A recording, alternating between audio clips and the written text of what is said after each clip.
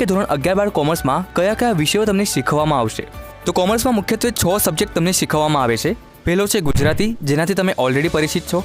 બીજો છે ઇંગ્લિશ, તો આ સબ્જેક્ટ પણ તમારા માટે નવો નથી. ત્રીજો સબ્જેક્ટ છે નામાના મૂળ તત્વો અર્થાત એકાઉન્ટ.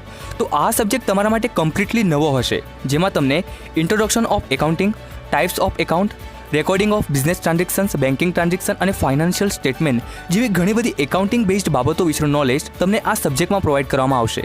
નેક્સ્ટ સબ્જેક્ટ છે અર્થશાસ્ત્ર અર્થાત ઇકોનોમિક્સ. તો આ સબ્જેક્ટમાં તમને દેશ અને દુનિયાના અર્થવ્યવસ્થાના પાસાઓ શીખવા મળશે, જેમાં 2 પાર્ટ્સ હશે, માઇક્રો ઇકોનોમિક્સ અને મેક્રો ઇકોનોમિક્સ.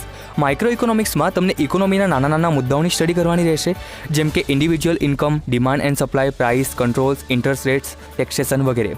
જ્યારે મેક્રો ઇકોનોમીમાં તમને એક આખા સંપૂર્ણ દેશની ઇન્કમ કેટલી છે, દેશની એકંદરે ડિમાન્ડ અને સપ્લાય કેટલી છે, મોંઘવારી, રોજગાર અને બેરોજગારીનો દર જેવી ઘણી બધી ઓવરઓલ ઇકોનોમી વિશે તમને મેક્રો ઇકોનોમીમાં શીખવા મળશે. નેક્સ્ટ સબ્જેક્ટ છે આંકડાશાસ્ત્ર અર્થાત સ્ટેટિસ્ટિક. તો આ સબ્જેક્ટ વિશે મારે વધારે કહેવાની બિલકુલ જરૂર નથી, કારણ કે 10મા ધોરણના ગણિતમાં એક આખું ચેપ્ટર આંકડાશાસ્ત્ર આ ટોપિક પર છે.